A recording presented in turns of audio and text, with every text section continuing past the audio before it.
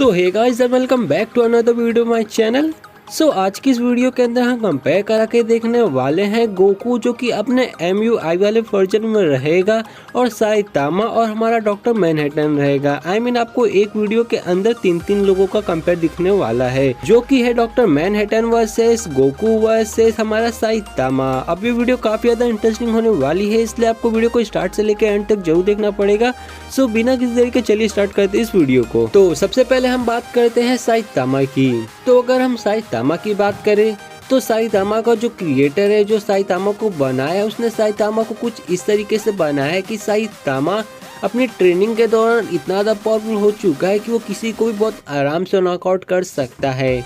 मेरा कहने का मतलब ये है कि आप साइतामा को कुछ इस तरीके से समझ सकते हैं कि साइतामा जब किसी के साथ फाइट करता है तब वो कभी भी सीरियस नहीं होता और अपने एक पंच में अपने अपोनेंट को नॉकआउट कर देता है, और जब वो पंच मारता है तब वो सीरियस नहीं रहता है। आप बोल सकते हो बिना सीरियस पंच के किसी को भी नॉकआउट कर सकता है। और हमने एनिमी सीरीज के अंदर खुद देखा कि साइतामा ने अपने एक चपेट में हमारे जो मॉस्किटो क्वीन था उसको बहुत आराम से नॉकआउट कर दिया था।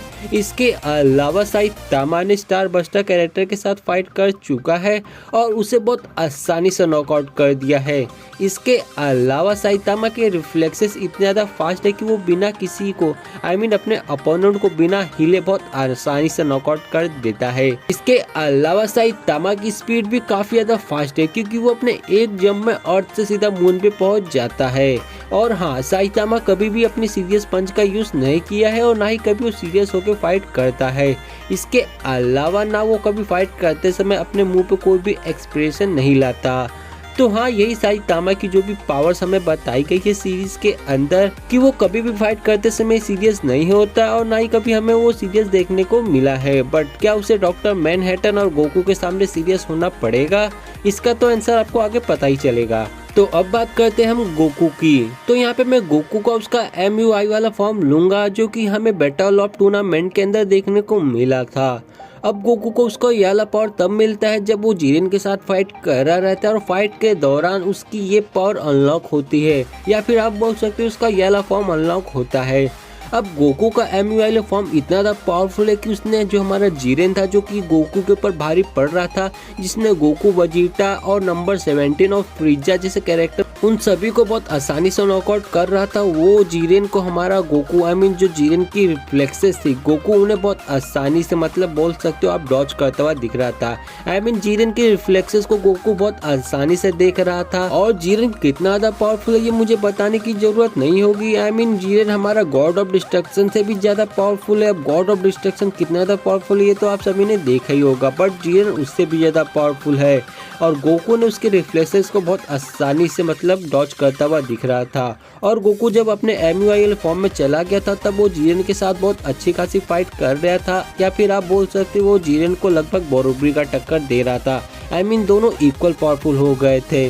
तो जिससे हमें ये पता चलता है कि जब हमारा गोकू MUI वाले फॉर्म में जाता है तब वो गॉड ऑफ डिस्ट्रक्शन से भी ज्यादा पावरफुल हो सकता है। और बहुत लोग ये बोलते हैं कि जब गोकू MUI वाले फॉर्म में चला गया था तब हमें गोकू के अंदर विश की 0.1% की झलक देखने को मिली थी। अब विश वही है जिसने हमारे गोकू, वजीटा और गॉड ऑफ डिस्ट्रक्शन को ट्रेनिंग दिया है। तो हाँ, MUI गोकू की यही पावर्स हमें बताई गई थी सीरीज के अंदर। अब मे भी सिर्फ हमें ये फाइट के दौरान ही देखने को मिली थी। और आप में से बहुत से लोगों को कि गोकू की तो पावर पता ही होगी, उसके MUI वाले फॉर्म की पावर पता ही होगी जो एनिमी देखता है, बट जो एनिमी नहीं देखता उनके लिए मैं जितनी पावर पता है उतनी काफी होगी। आप समझ सकते कि गोकू के लिए यूनिवर्स या फिर आप बोल सकते हो प्लेनेट डिस्ट्रॉय करना, ये सब उसके लिए बाएं हाथ का खेल है। यहाँ तक कि वो अब यूनिवर्स भी डिस्ट्रॉय करने का पोटेंशियल रखता है। तो अब बात करते हैं डॉक्टर मैनहट्टन की पावर्स की। तो डॉक्टर मैनहट्टन की सारी पावर्स मेरा दोस्त आपको एक्सप्लेन करता हुआ दिखाई देगा जो कि कैप्टन बूम है। तो अब बात कर लेते हैं डॉक्टर मैनहट्टन की पावर ओरिजिन की। तो डॉक्टर मैनहट्टन एक स्काई फाइटर के अबव के लेवल का बीइंग है और ऐसी कोई पावर नहीं है जो इसके पास ना हो। बट डॉक्टर मैनहट्टन इतना पावरफुल बना तो बना कैसे?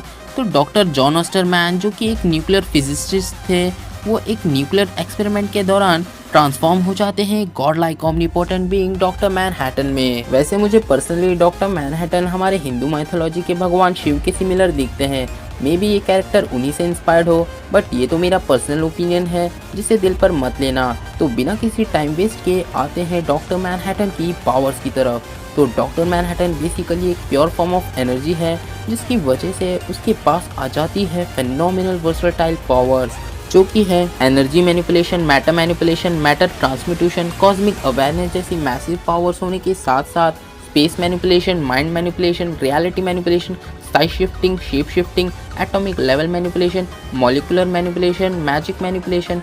अब डॉक्टर मैनहट्टन मैजिक तक को मैनिपुलेट कर सकते हैं। ये कैसे, आपको वीडियो के एंडिंग तक पता चल ही जाएगा। बढ़ते हैं पावर्स की तरफ, तो उनके पास है टाइम मैनिपुलेशन। अब डॉक्टर मैनहट्टन को टाइम में ट्रैवल करने की ज़रूरत नहीं पड़ती, वो at the same time past, present, future सभी टाइमलाइंस में साइमल्टेनियसली प्रेजेंट है। इसके अलावा वो अपने हाथ में बराबर से ही पूरे के पूरे टाइमलाइंस को कंट्रोल, डिस्ट्रॉय, क्रिएट और चेंज कर सकते हैं। इसके अलावा भी telekinesis, telepathy, teleportation, enhanced senses, phasing, खुद के अनगिनत क्लोन्स बनाना, illusion creation, intangibility, regeneration, high healing factor, और वो अपने थॉट से ही चीज़ों को रियलिटी से इरेज और क्रिएट कर सकता है। इसके अलावा भी वो लाइफ फोर्स को भी क्रिएट कर सकता है, और कॉमिक्स में उसने अपनी लाइफ फोर्स एनर्जी से पूरी की पूरी सिविलाइजेशन क्रिएट की थी, और गॉड लाइक स्ट्रेंथ और गॉड लाइक ड्यूरेबिलिटी तो है ही उसके पास। इसके अलावा वो पूरी तरीके से इमॉर्टल यानी अमर भी है, और ये सब भी कम पड़ जाए तो डॉक्टर मैनहट्टन के पास है जीनियस लेवल इंटेलेक्ट, जिसकी वजह से उनके पास infinite knowledge plus cosmic awareness है, जिससे वो ब्रह्मांड में घटने वाले सारे इवेंट्स को महसूस कर सकते हैं। अब ये सारी पावर्स तो हमें पहले से ही पता थी, बट बात करें अगर मैनहट्टन के फीट्स की, तो डीसी रीबर्थ, जो कि पूरे डीसी कॉमिक्स का 2016 में एक रीबूट था, उसमें डॉक्टर मैनहट्टन पूरी की पूरी डीसी मल्टीवर्स को इरेज करके उसे फिर से रिक्रिएट करता है अपनी इमेज में, और कुछ ईयर्स ऑफ टाइम्स को पूरी तरीके से वाइप आउट कर देता है मेन टाइमलाइन से। इसके अलावा डॉक्टर मैनहट्टन ने डीसी के 95% super heroes like Teen Titans, justice league dark, जिसमें थे green lantern corps, Supergirl, Shazam family और भी अनगिनत सुपर हीरोज भी डॉक्टर मैनहट्टन का कुछ बिगाड़ नहीं पाए। उल्टा डॉक्टर मैनहट्टन ने अपने एक एनर्जी फ्लो से बूम सबको पानी पिला दिया, और ग्रीन लैंटर्न की रिंग, जो कि यूनिवर्स का एक मोस्ट पावरफुल आर्टिफैक्ट था, उसे अपने एक हाथ से सिंगल हैंडली क्रश कर दिया था। इसके अलावा डॉक्टर फीट और जटाना जैसे मल्टीवर्सल मैजिकल बीइंग्स भी उसका बाल भी बाका ना कर सके, और मिस्टर मिक्सिप्लेक्स, जो कि एक 5th डायमेंशनल बीइंग है, जो कि यूनिवर्स को अपनी रियलिटी ऑल्टरिंग पावर से डिस्ट्रॉय कर सकता है, वो भी डॉक्टर मैनहट्टन से डर कर भाग गया था, और डॉक्टर मैनहट्टन ने उसे अपना प्रिजनर बना के रखा था। और ये सब भी कम पड़ जाए तो डेथ मेटल कॉमिक में उसने अपनी क्राइसिस एनर्जी से पूरे के पूरे डीसी मल्टीवर्स को क्रिएट किया था, और जब वंडर वुमन अपने सबसे पावरफुल फॉर्म में थी तो उसने कहा था कि एक ओमनीपोटेंट बीइंग ने ऐसा किया था डीसी मल्टीवर्स के साथ, और वो ओमनीपोटेंट फोर्स कोई और नहीं बल्कि खुद डॉक्टर मैनहट्टन का था। और इसीलिए डॉक्टर मैनहट्टन की एनर्जी को द सोर्स, जो कि डीसी के सुप्रीम बीइंग द प्रेजेंस का एक पार्ट है, उसके साथ भी कंपेयर किया जाता है कि डॉक्टर मैनहट्टन की एनर्जी भी सोर्स की तरह ही एक एनर्जी है। तो ये तो थी डॉक्टर मैनहट्टन और पावर्स, एबिलिटीज और फेट्स। सो अब बात करते हैं कंक्लूजन की, आखिर कौन सा कैरेक्टर है जो कि सबसे ज्यादा पावरफुल है।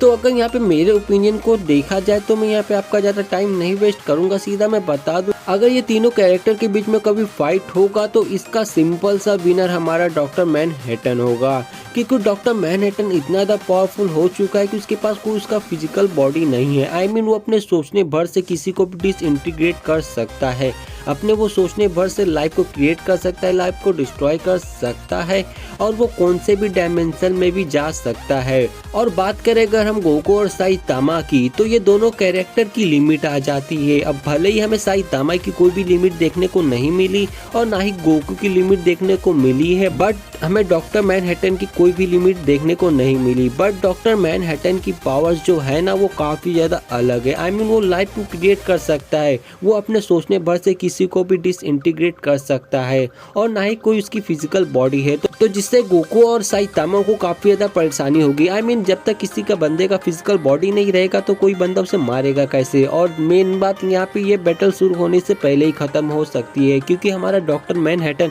अगर ये सोच ले कि साइतामा और हमारा गोकू डिसइंटीग्रेट हो जाए तो दोनों डिसइंटीग्रेट हो जाएंगे, तो जिससे क्लियर रिजल्ट यही निकलता है कि हमारा डॉक्टर मैनहट्टन इस फाइट का विनर होगा। तो ये तो बात रही मेरे ओपिनियन की, आपका ओपिनियन क्या है आप लोग कमेंट में लिख के जरूर बता सकते हो। अगर मुझसे कुछ पॉइंट या फिर आप बोल सकते हैं कुछ भी मिस्टेक हो गया रहेगा तो आप सभी वो भी कमेंट में लिख के जरूर बता सकते हो। सो मैं मिलता हूँ आपको नेक्स्ट वीडियो में, तब तक के लिए बाय बाय।